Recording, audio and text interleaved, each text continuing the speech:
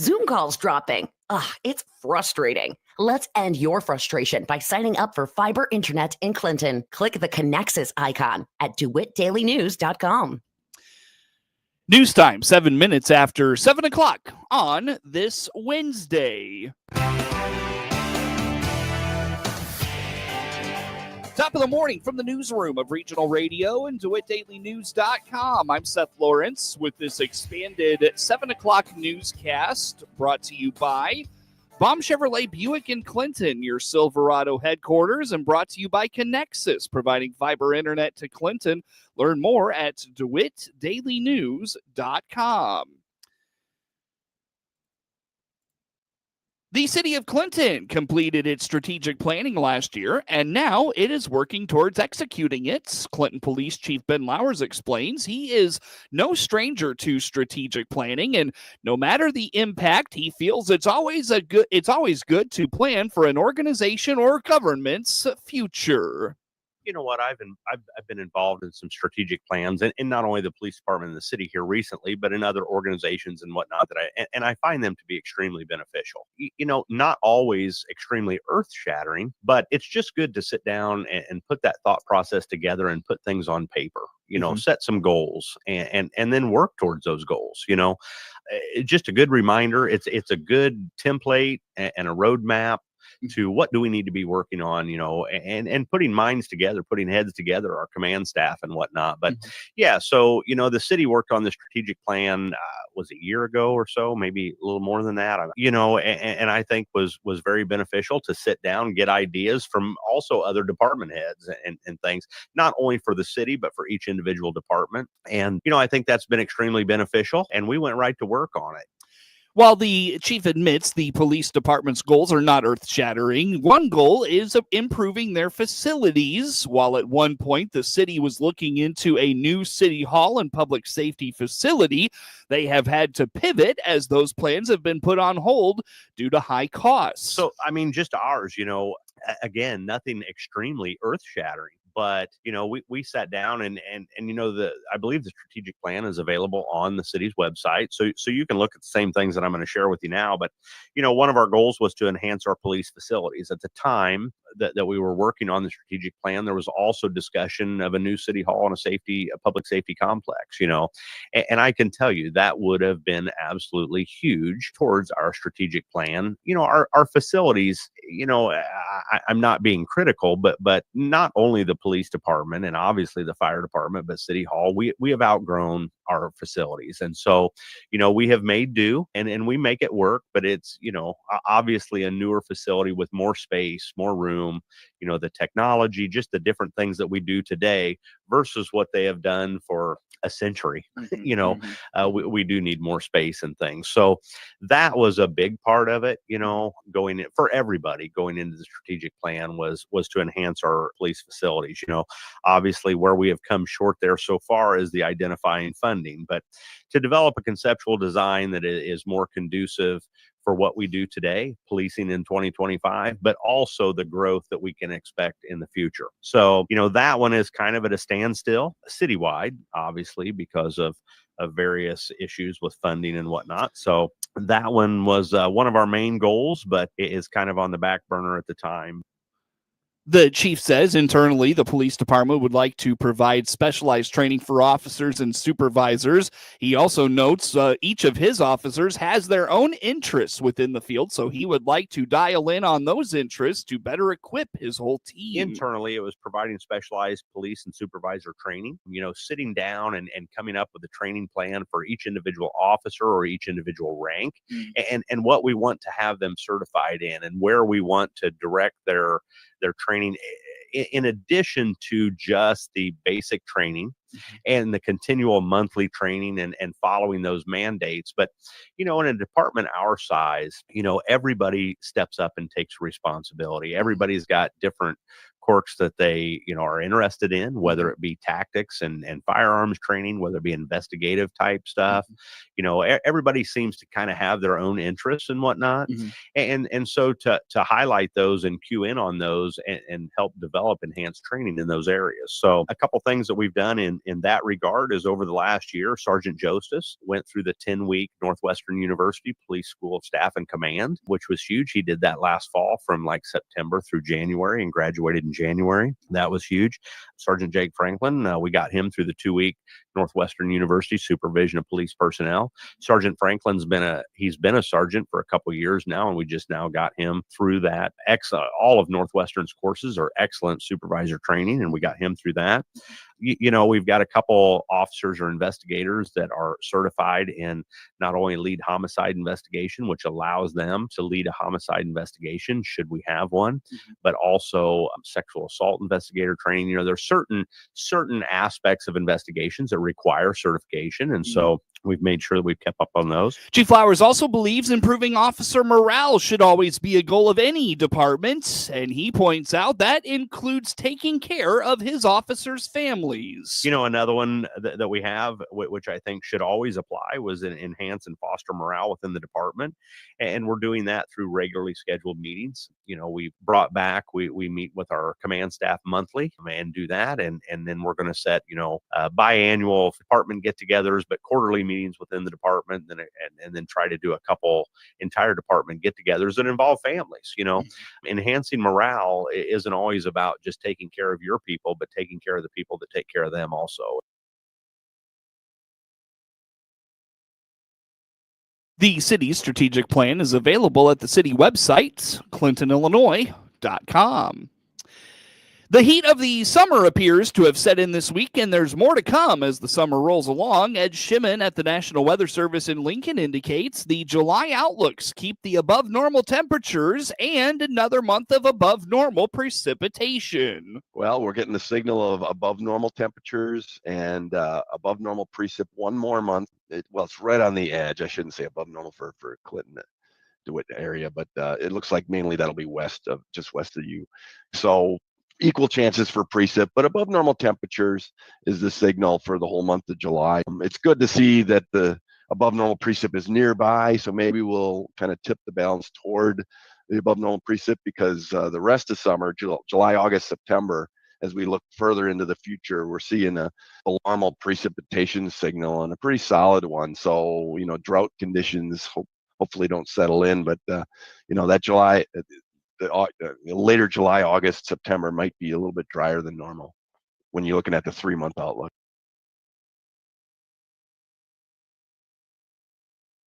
According to Shimon, looking through the remainder of the summer, things will get dry in August and September.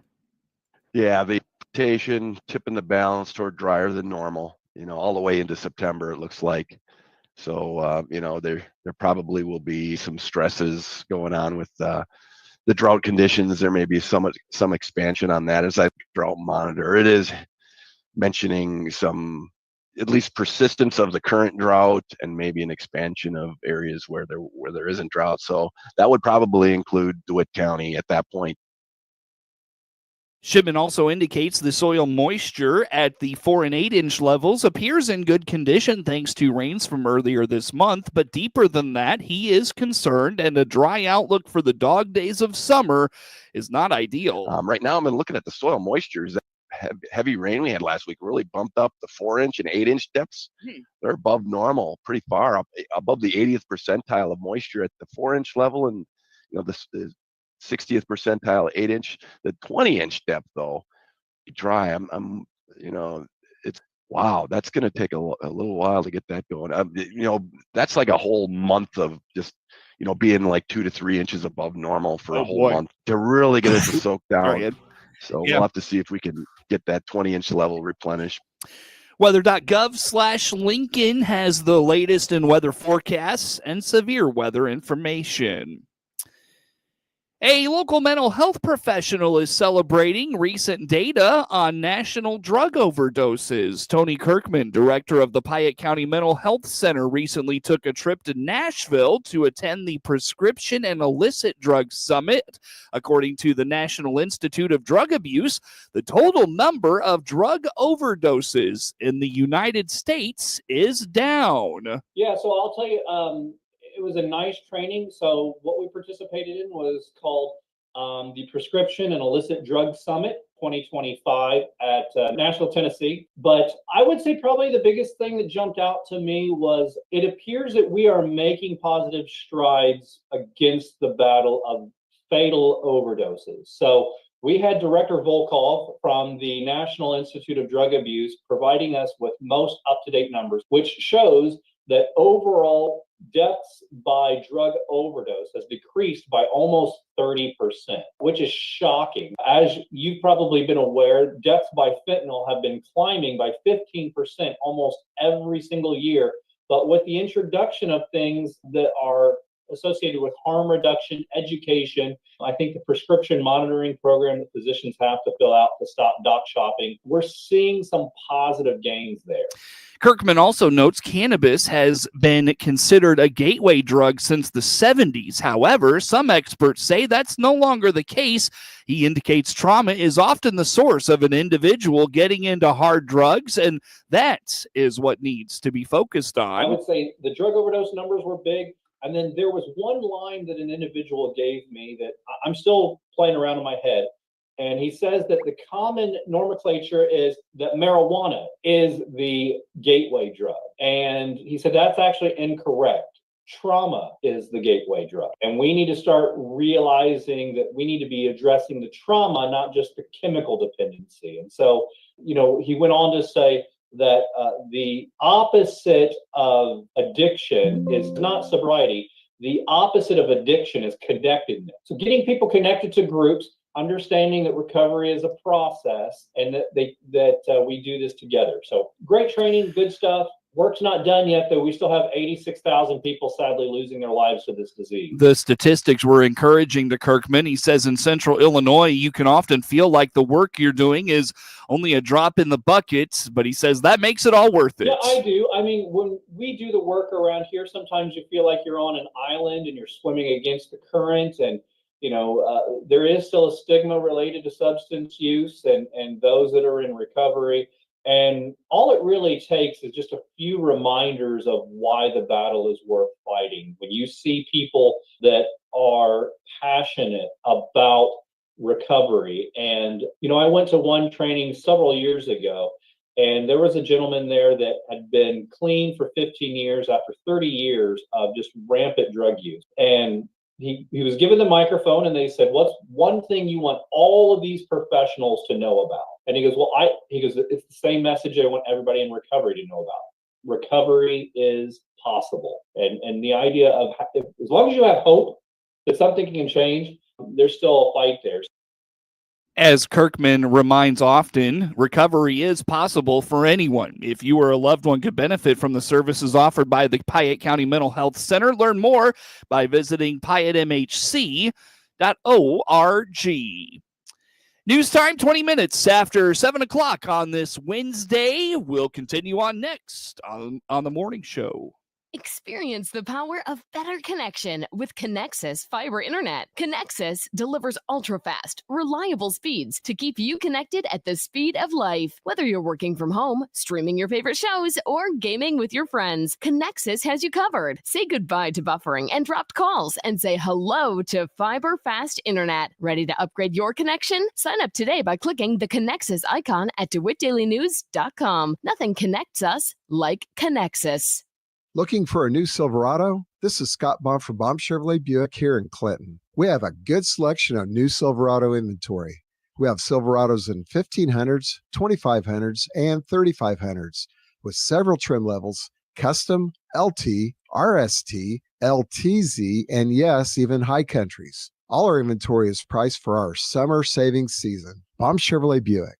Together, let's drive. BaumChevroletBuick.com right from the start. News time is 21 minutes after 7 o'clock here on this Wednesday. Again, I'm Seth Lawrence with you folks today for this expanded local newscast brought to you by Baum Chevrolet Buick in Clinton, your Silverado headquarters, and brought to you by Connexus, providing fiber internet to Clinton. Learn more at DeWittDailyNews.com. The Illinois Fire Service Institute is hosting a grain bin rescue operations course for rural fire departments later this summer. The 40-hour program will detail grain storage facility types, their construction, and operating features. The grain bin rescue operations class was designed for the small local rural department. People don't understand the level of training that it takes to be able to enter a grain bin. Farmers with less than 10 employees don't fall under OSHA. Grain elevators fall under what's called the grain standard. It's OSHA 1910-272. We fall under 1910-146, which is the confined space standard. So the first responders have the highest standard to meet to perform the rescue. So we actually have two classes. We have an awareness level class, which runs about 6 hours, and it trains the first responders a lot on their pre-planning. So we ask the questions and try to answer them before I have to ask them. And it trains the first responders on everything they can do outside the bin. And that's usually a one-day class, or we break it up into 2 evenings, depending on the department's training schedule.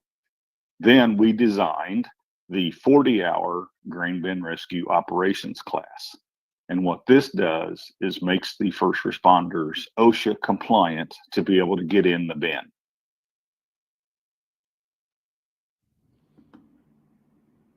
The 40-hour course will be offered July 18th through the 20th and July 25th through 27th at the Verdon Fire Department. Get more information at fsi.illinois.edu. There is no cost for Illinois departments. The first ever Illinois FFA Sentinel is also the first ever major state officer from the Anawan FFA chapter in Henry County. Paige Searins has advice for FFAers considering a state office run. It absolutely is possible. If you put your mind to it, you definitely can achieve it. And if you rely on those around you, you might be from a small chapter, but your network in FFA is so huge, from other chapter members to members outside of your chapter to advisors. You just got to rely on those around you and just keep believing that anything's possible. Searins had been serving as the Section 3 president. The only former meteorologist in Congress wants to ensure the future of the National Weather Service through new legislation introduced in a bipartisan manner and spearheaded by Illinois Democratic lawmaker Eric Sorensen. The Weather Workforce Improvement Act is three-pronged. Under the bill, it helps save lives, protects communities, and provides weather experts with added protections. However, Sorensen says the act is more than that. Yeah, so the goal is, and we saw what happened with the firings of National Weather Service employees. And now we've got a, critical loss of talent. And so I was working with Congressman Flood from Nebraska. And the bill is going to allow the National Weather Service to fill their offices, so it gets rid of the hiring freeze. We need to make sure that we've got the scientists, the hydrologists, the technicians, but then also it designates National Weather Service employees as public safety essential. So similar to air traffic controllers and TSA, we need to make sure that they're protected. So, it's great that, honestly, there is not much bipartisanship that we're seeing right now. And so this is one of those examples, where Congressman Flood from Eastern Nebraska, he understands the value of the Omaha National Weather Service office and says, hey, listen, we can't get by severe weather season without making sure we have timely forecasts. And you know what? We can't afford to lose a life because we're cutting costs here. Let's find the waste of fraud and abuse, but I think we all can agree it's not at the Weather Service. Under the bill, National Weather Service meteorologists would be designated as public safety officials, which would limit layoffs in the future. As of the last count, the National Weather Service employs over 4,000 staffers in 122 weather forecast offices across the country. The final Illinois Farm Bureau Actively Engaged Student of the Month for the 24-25 academic year is Fisher High School graduate Caleb Zwilling, an FFA'er, a 4-H'er, a 3-sport athlete, an NHS and student council member. He also serves on the Fisher Fair Junior Fair Board. Yes. I feel like once you're involved in something, like, I don't quit. Like, you've got to stay involved. I wanted to try out everything my freshman year, and I loved everything. I mean, it was a hassle trying to get to one thing to the next, but I wanted to keep doing everything. I didn't want to let people down. The Illinois Farm Bureau Actively Engaged Student of the Month returns in September for the 25-26 academic year. Learn more at farmweeknow.com/actively engaged.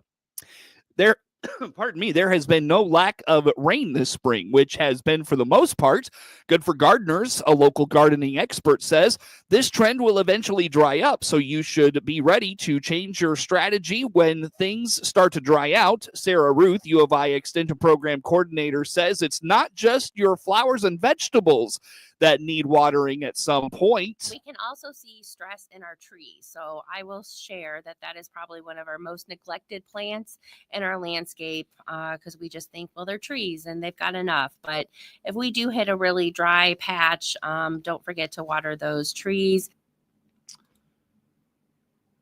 Ruth also cautions too much water at one time can harm the plants as well, so make sure you pay attention to how much you're giving them when watering. She says for most plants, trees, and lawns, an inch of water per week is sufficient. Warmer temperatures mean an increase in scammers taking advantage of high-demand tickets for popular shows and festivals during the summer months. According to BBB fraudsters, fraudsters often target fake social media profiles or advertisements appearing to resell tickets. However, those tickets are often non-existent or counterfeit. Don O'Brien with the BBB has more. If you're on social media, see if you have friends with that person. Like, if you have any in common with them. That's what I sometimes do, especially on my wife. My wife loves to go through Facebook Marketplace to buy stuff. So I said, okay, well, you don't know that person, but do you know anybody who knows them? And maybe reach out to them and see if these people are real or not. Now, what you'll see is oftentimes you'll see people just make up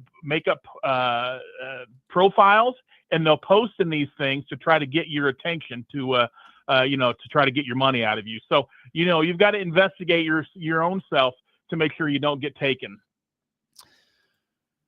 According to the Federal Trade Commission, nearly 1 in 3 people who reported fraud say they lost money. Of those who reported scams, Americans lost nearly $2 billion in social media scams, with over $2 million alone going towards ticket scams. News time is 29 minutes after the hour here on this Wednesday. Our coverage today brought to you by Baum Chevrolet Buick in Clinton, your Silverado headquarters. We also brought to you by Connexus, providing fiber internet to Clinton. Learn more at DeWittDailyNews.com. Coming up on 7:30, a look at local sports comes your way next. Again,